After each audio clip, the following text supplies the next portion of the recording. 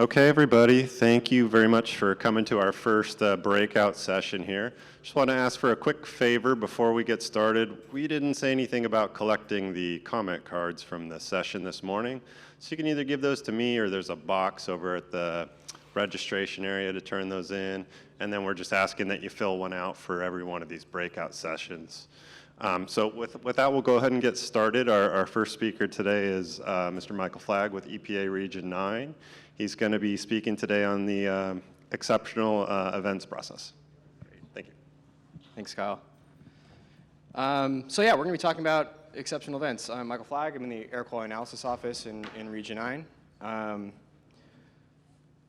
Basically, we're going to cover kind of two different paths for talking about exceptional events. One is just the history of exceptional events. History is important, knowing where things come from, you know, what the process has been to get us where we are today.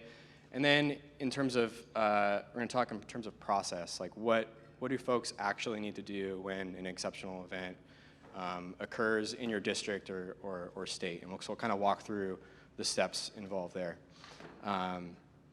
So jumping right into it, the general purpose of the exceptional events rule is a narrow application, really, and it provides a formal mechanism to remove data from consideration for certain EPA determinations if those exceedances or those violations are caused by an exceptional event. This provides the state regulatory relief in some way if they can show that the emissions causing the exceedance are out of the state's reasonable control. And reasonable is something that we'll see throughout the presentation as a kind of a core concept of the exceptional events rule. This is one of the only mechanisms to formally remove data from AQS and from EPA's design value calculation. So the process is intentionally robust in terms of its technical and legal defensibility, because this really is one of the very few mechanisms where data is actually pulled out of the data set and the design value or the trends are augmented to remove certain data. So it's an important process, and there's been a lot of thought that's been put into it. So basically, what are exceptional events? This is a lot of reg text that I'm not going to read, but the important thing I will point out is that exceptional event means an event and its emission. So the important concept here is that exceptional event is not just a high wind or not just the actual fire. It's the fire plus emissions. It's the wind plus emissions. And that's kind of, again, is one of the key concepts here that we'll touch on a little bit later on. But examples of the main exceptional events are high wind dust events. So these are your like dust storms. These are wind-blown, dust-driven events caused by high winds. This particular picture is of a dust storm in the Phoenix area. They get catastrophic dust storms caused by thunderstorms. So this is a good example of that. Wildfires are something that has been talked about quite a lot this morning in terms of its impact. California has suffered past 2 years some catastrophic wildfire seasons. So the emissions from wildfires are considered exceptional events. And then one that we don't see in Region 9 too often, but is prevalent in the Intermountain West, is stratospheric ozone intrusion. Again, we don't see this typically in the region, but it mostly occurs in places like Utah and Colorado see these types of events. These are what we call natural events. So the key here is human activity plays little or no direct causal role in the creation of these events and their resulting emissions. The other type of exceptional event that is considered under the exceptional events rule is events that are considered human activity unlikely to recur at a particular location. And the examples of these are things like fireworks, prescribed fires. Again, this was another thing that's been talked about a lot today, about prescribed fires being a way to limit fuel and emissions from catastrophic wildfires, and they're caused by humans. Another one, dragons, maybe. And so, we define what is an exceptional event And then we also define what's not an exceptional event. And the important phrase that pops out in the reg text is that we consider certain things particularly to be not exceptional events at all. And those include stagnation of air masses or meteorological inversion. So just because the air or the meteorological conditions are conducive to calm winds and low inversion, or low inversions, exceedances caused that are purely because of these meteorological conditions are not considered exceptional events, mainly because they don't generate pollutants themselves. So inversions don't create pollutants, so they can't be regulated underneath the exceptional events rule, because the exceptional event rule defines exceptional events as the combination of a meteorological event and its resulting emissions. So that's an important concept here. Again, another example that is specifically called out in the reg text is high temperatures of lack of precipitation, or commonly, as we've seen in California in the past couple of years, drought. Again, so if you're experiencing high concentrations of PM10 or PM2.5 that are a result purely of dry conditions, these things cannot be considered underneath the exceptional events rule for the same reason I just laid out. So how did we get here in particular? This is a brief overview of the history of exceptional events as treated by EPA in our guidance and regulations. So handling of data affected by these events goes all the way back to 1977. So this has been on the minds of regulators for quite some time. We are going to focus on the more recent portion of this timeline, mainly the interaction between the Clean Air Act 317B, which was codified in 2005, and then the subsequent exceptional events rules, culminating with the 2016 exceptional event rule revision, which is the operating rule that we now use day to day. So essentially, I like to think of the exceptional events rule as essentially the implementation rule for the Clean Air Act. The Clean Air Act is really where exceptional events are defined. It defines them as events that affect air quality, events that are not reasonably controlled or preventable, there's that reasonable word again, or caused by human activity unlikely to recur at a particular location or a natural event. And the Clean Air Act also specifies that an exceptional event is determined by the administrator of the EPA through the process in the regulations promulgated. This might as well say through the exceptional events rule. So the Clean Air Act kind of provides the framework for dealing with these types of events through the exceptional events rule. The other thing that the Clean Air Act specifically points out are some governing principles and some core requirements. And these are the tenets that EPA has to consider, or had to consider, when writing the exceptional events rule to implement the definitions and the requirements in the Clean Air Act using these principles. And these principles are really important. And in highlighting them here, you don't usually see these in exceptional events presentations, but I thought it was important to point out here that the Clean Act here is really specific about the protection of the public health is the highest priority. And that timely information to the public is also very important. And then the third thing is that regardless of what is happening with the source of the air pollution, whether it's an uncontrollable wildfire or a dust storm or some other type of event, the state must take necessary measures to safeguard public health.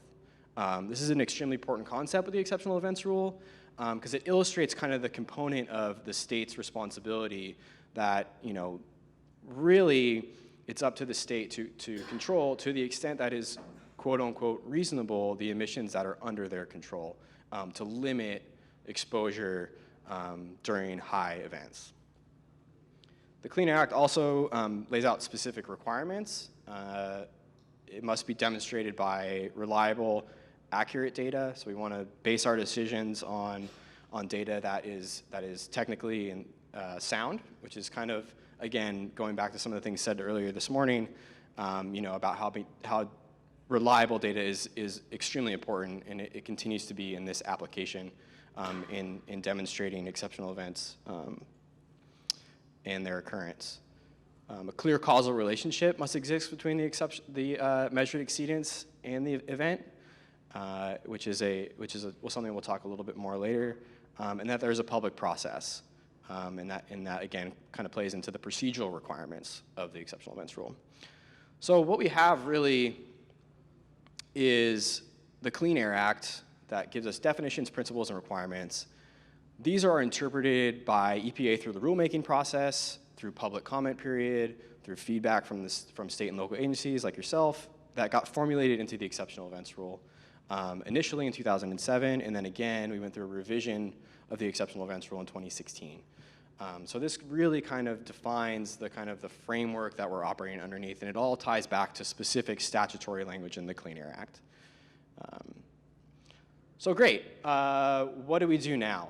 The history of the exceptional events rule is interesting, but a lot of the practical application that folks are dealing with now, we'll talk about in the next couple slides. So in terms of process, really this is step one. An exceedance or a violation of the NAAQS occurs.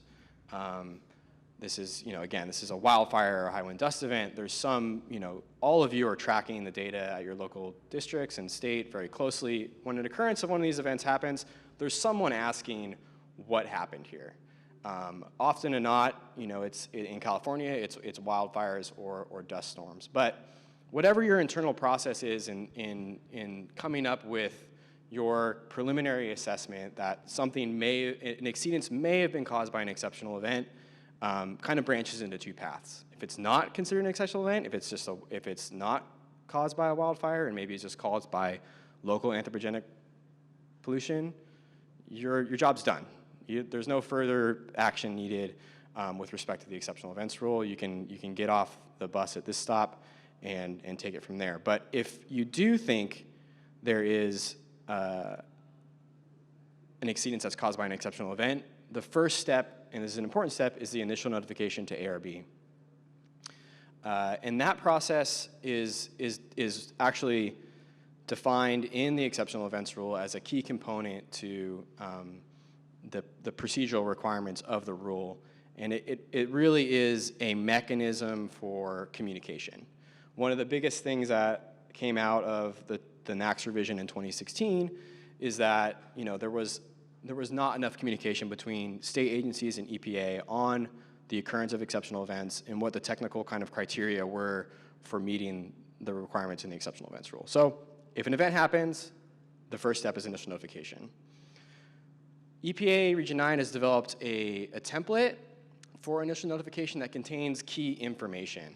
And this information serves as the basis for the kind of discussions that I'm talking about. So what needs to be included here is basically the submitting agency, that's you, the agency contact, that's also you, the date, the applicable NAAQS. So this is what national ambient air quality standard are we dealing with in this particular instance? Is this the 24-hour PM 2.5 standard? Is this the 8-hour ozone standard? So knowing what NAAQS is of particular importance to the data we're talking about is critical here.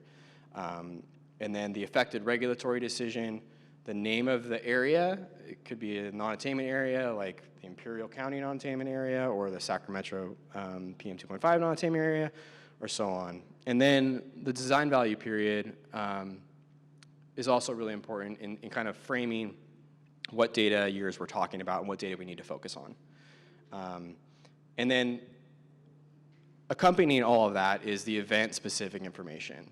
So we have 3 different tables here that are probably somewhat hard to read, but basically we're trying to understand which monitors and which sites are affected by exceptional events and what the exceedance values are. And then, the various tables take into account design value calculations for each of those particular sites. So if you don't know what a design value is the metric that EPA uses to judge whether or not you're meeting one of the ambient air quality standards, and whether or not an exceptional event affects the design value calculation is something that we're trying to understand in this process. So once you've submitted the initial notification, what really happens is a initial discussion with EPA, CARB, and the local district, if applicable, to discuss the contents of that information. And that usually takes a form of conference calls. I mean, it could be an in-person meeting, it could be email. It's really up to the deference of the parties involved to kind of figure out what the best way of communication is. But the piece of information that we're trying to obtain, and which is of importance here, is what is the regulatory significance of the event in question. And if there is no regulatory significance, EPA is going to defer action.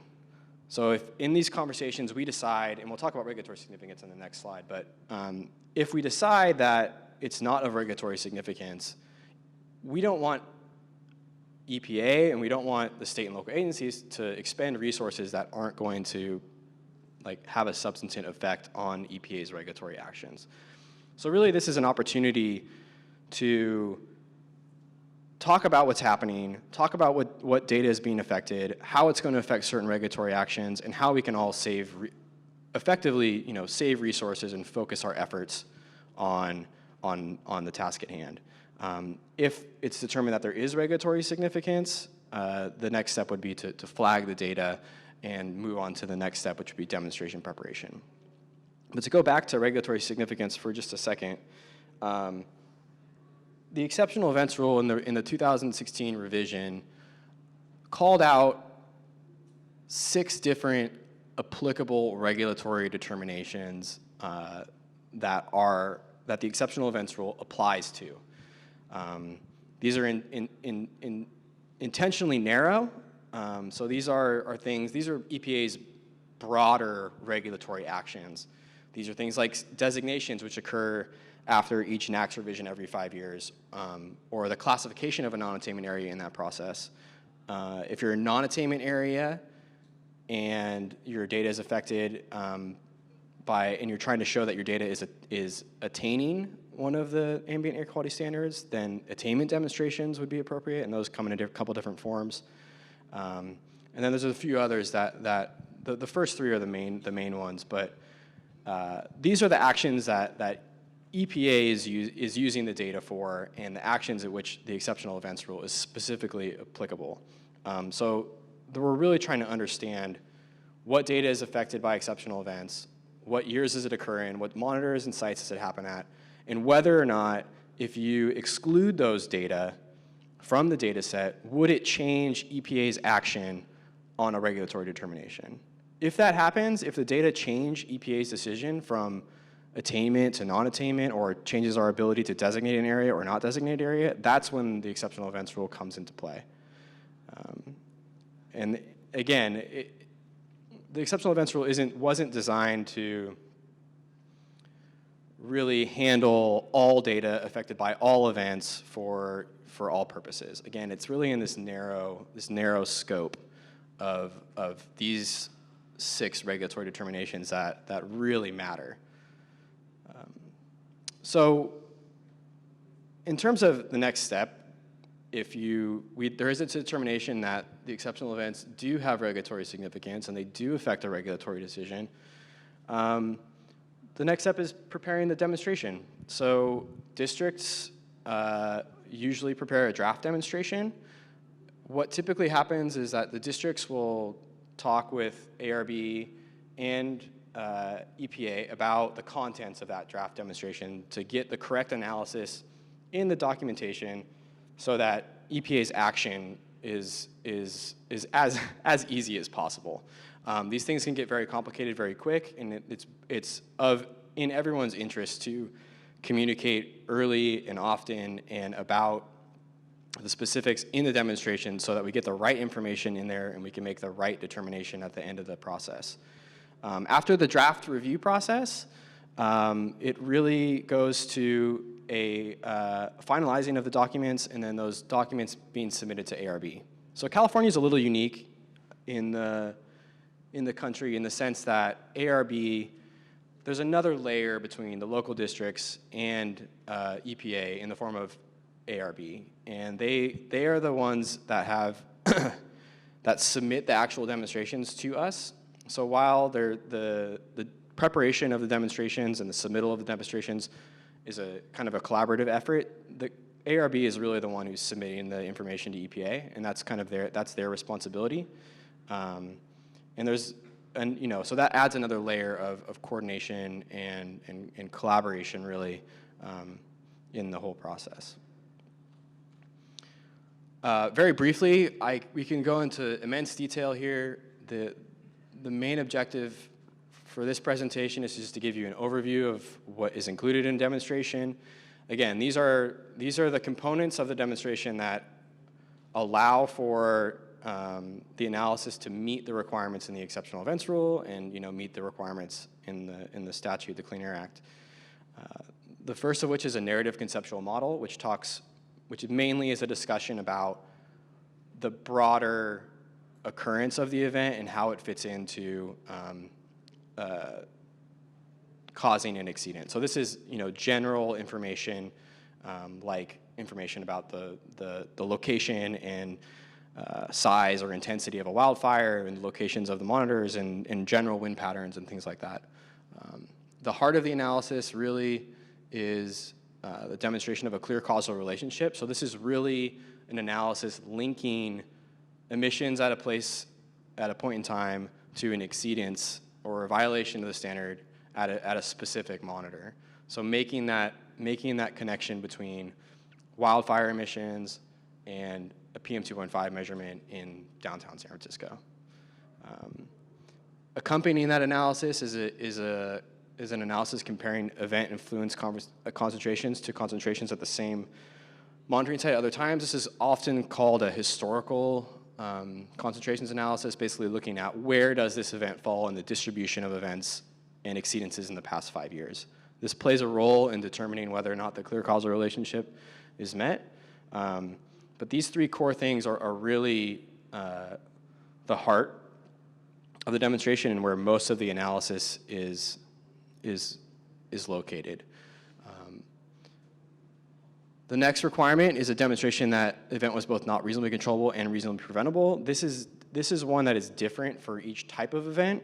For example, for wildfire events, this is very easy to meet. It's almost an automatic that emissions from wildfires are not reasonably controllable themselves.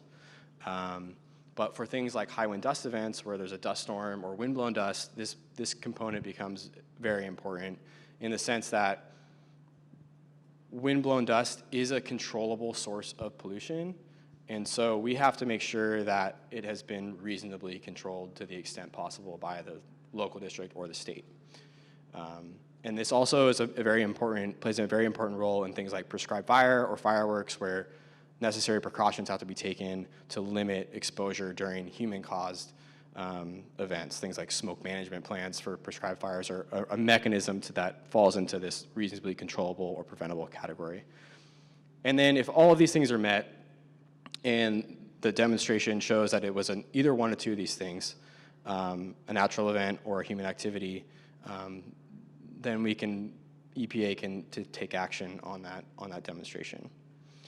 So after the demonstration gets submitted to CARB, CARB passes that through to EPA. There is a public comment process built into this that's required by regulation. This is part of the guiding principles in the Clean Air Act and the statute that there be a public process for determining whether events are exceptional or not, because the public has a vested interest in how data quality or data is treated by EPA and the state. So if there are comments, there's a feedback loop. They have to be addressed and submitted to EPA with the demonstration. And then once we get the document, we review the analysis, the demonstration, the documentation to make sure that it meets all the requirements in the exceptional events rule. And if it does meet those requirements, we issue a concurrence letter, which is EPA's formal approval of the process that that will solidify the data being removed from AQS during any calculations made by EPA for regulatory determinations. And again, the most common calculation is the design value calculation. So since the 2016 rule has come out, there's been a lot of effort put into producing guidance documents and other resources for folks. I have here a number of different guidance documents that are available for review and your entertainment. High wind dust guidance has been covered, strat ozone guidance, wildfire ozone guidance, prescribed fire guidance is coming out, and this is complicated again by the fact that there is a human component to prescribed fires that needs to meet the not reasonably controllable or preventable criteria, so that's something that is inherently more robust and something that the agency is continuing to spend time on. The other guidance that I have listed here is the data modifications memo, which recently came out. This has been commonly referred to as the alternate paths memo, which, again, this memo clarifies EPA's role in using data for particular purposes. There's some other guidance documents that EPA uses that allow for the removal of ambient air quality data that's affected by events in other circumstances that are alternate paths from the exceptional events rule. Again, the exceptional events rule is really critical for only these six different regulatory determinations, and the alternate paths provides some clarity around what to do in other circumstances. I have here a hyperlink to the web page, which includes a FAQ and a crosswalk between the 2007 and the 2016 rule, mainly because there were substantive changes. And so if if you haven't dealt with exceptional events since 2007, things are going to look a little different. And then again, there's templates, example demonstration, different analysis tools, and then presentation materials from a number of different workshops that EPA has given. These materials are if you are in the business of looking into whether or not you need to submit a demonstration, these resources are I think, very helpful. And so I encourage you to check those out, as this presentation really is a very quick and broad overview of the rule and the process. So that's what's available for you all, and that is what I have for the presentation. And I guess we can take questions at this point. Go ahead. So are all of these for the federal attainment standards, then, or are they for California attainment standards as well? Right. So the question was whether or not these are for the federal standards or the state standards. The exceptional events rule is specific to the federal standards and really only governs EPA's use of the data in federal actions. Yeah. So it would be like federal designations and things like that. Yeah. California and EPA have both 8-hour, and then California still has a 1-hour ozone standard. Nod from CARB folks in the back. Yeah, that's correct.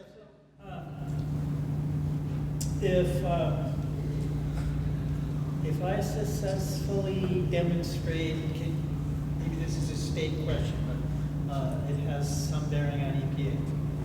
So the district can demonstrate to their resource board that there was a clear causal relationship, in this case, between wildfire and an ozone exceedance for the 1-hour standard. Mm-hmm. Will that, and they concur, the ARB concurs, will that affect the EPA design value?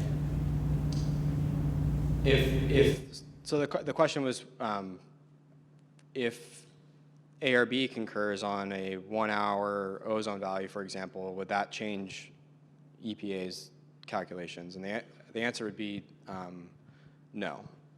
It would have, for anything to be changed in EPA's database, it has to go through this process and get EPA concurrence on it. So we would have to, EPA would have to take action on it for it to be removed from the federal data set. Thank you. So the second part of that then is, my question is, wouldn't those 1 hour values, high values, did not cause an 8 hour exceedance, would those not affect the design value nonetheless for that site? Might, raise the design value. Right, so if there was a wildfire emissions that affected 1 hour ozone concentrations, then yeah, those would get pulled into EPA's 8 hour average concentrations for the 8 hour NACs. So, I mean, the EPA is revoked the 1 hour NACs. And we haven't acted on 1 hour ozone exceedances in a very long time. We've done one, but typically it's events affecting an entire 8 hour average for either the 2015, 2008, or 1997 ozone standards. So I want to follow up, because this is a recent issue with CARB. I want to follow up on the California exceptional events versus the federal exceptional events. So they're two different processes. However, if the EPA concurs on a federal exceptional event, the state does as well, because we've already approved it and sent it off to the EPA. But because we concur on a state one, it's only for the state standards. So EPA sort of doesn't care about those. Those stay with the state. Yeah, that's a good clarification that if EPA concurs on an exceptional event, it will be removed from the state data set as well. Okay, great. I think this gentleman over here was first. Either one, go for it. Okay. Yeah, so basically I have a question about lagging data that's near to PQAOs. Okay, so you have you can request for exclusion, or you can just put an informational flag.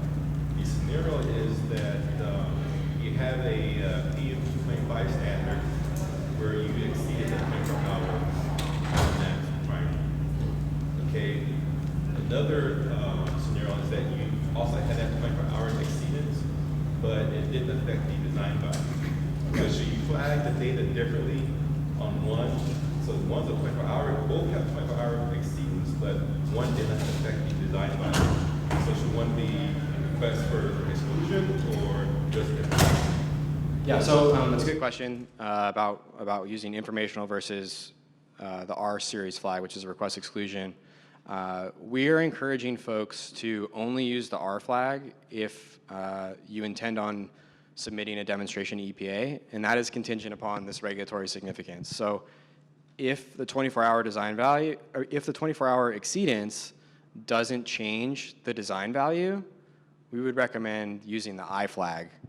If it does change the design value and we have this conversation and we say, yes, design value is changing, it's going to affect our regulatory action, then we would say use the R flag. That's the main distinction.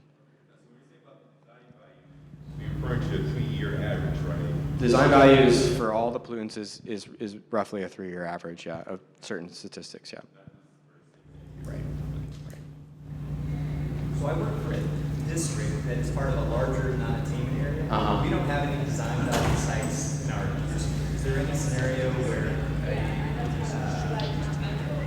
a wildfire or something like that, or even an ozone wildfire that affected our ozone levels at one of our sites, would have regulatory significance?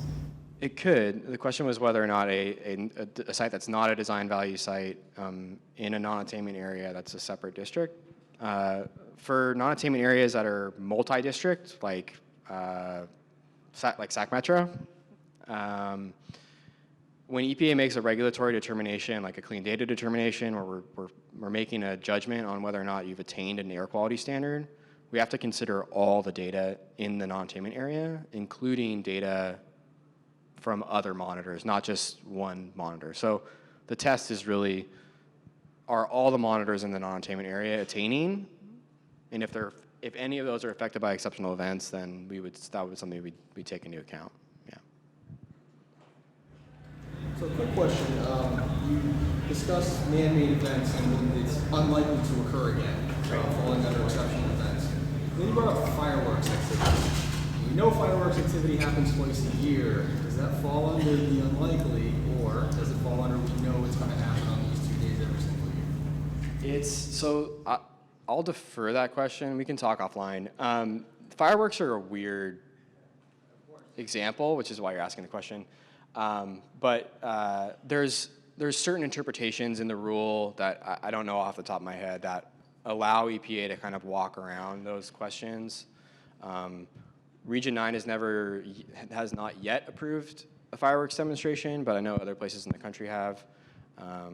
So yeah, it's just one of those kind of, the human activity unlikely to occur at a particular location are inherently more technically difficult.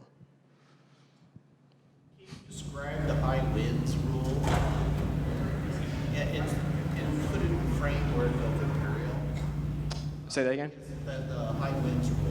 I don't really see high winds, but I see high at the station, but I do see high and then it gets thrown out as an exceptional event. So where does the high wind has to start? What is a high wind? Is it 25 miles an hour? Is it 20? Sure. So generally for high wind dust events, again, it goes back to kind of the clear causal relationship between the event and the emissions generated by that event. So for high wind events, it would be something like a cold front would produce high winds. The test really is linking high winds that occur in the upwind area that may not be anywhere near the monitoring site. So it's linking, where was the wind occurring upwind? Was it sufficient enough to generate emissions? EPA has a 25 mile per hour sustained wind threshold that we use as a benchmark. Was it high enough to generate emissions, and then were those emissions transported to the monitor? So the key for high wind dust events really is demonstrating high wind in the area where the emissions were generated. And that doesn't always have to be close to the site. So I'm one of the forecasters at the Air District, and last year we had a small wildfire, and it got into the Bay Area and kind of exacerbated the photochemical process. It was just a little bit of EM, but exacerbated the photochemical process where we exceeded in ozone. Would that qualify as one of the acceptable events? Yeah, so ozone, increased ozone from wildfire emissions it can be considered under the exceptional events rule. So that would be applicable, yeah. We look at that type of thing, and that would be, yeah. I'd be very interested in talking with the fireworks thing. No dragging I have a station in which once a year there's a car rally that literally drives around my station and drives the emissions up like crazy. But it's only for 2 hours. So the 8 hours isn't really affected, but the 1 hour is definitely affected. Great. And I'd love to chime in on that. Yeah, let's talk about it. It's one of those murky ones again.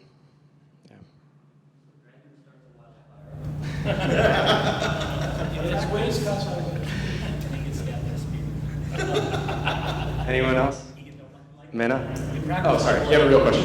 Real question. In practice, you got a bunch of wildfires, and you're going to exclude enough of those events to take you down below the level of regulatory significance, right? So say you're at PM 2.5, you're taking it down where the design value is 34. Right. So you end up with these communities that's kind of discouraging to them, and you have to go around qualifying it all the time. Well, it's because of wildfires, you know? Yeah, that's one of the hard things about the exceptional events rule and the way that it's written is that we do remove data to make areas artificially attain standards. Air quality is the air quality, really. If you're measuring 40 micrograms of design value, that's a 40 microgram design value. That's what people are breathing. The exceptional events rule allows for the exclusion of that data in these narrow circumstances, but we get that question a lot, and I think it just takes more communication and more work on our part to communicate what it actually means.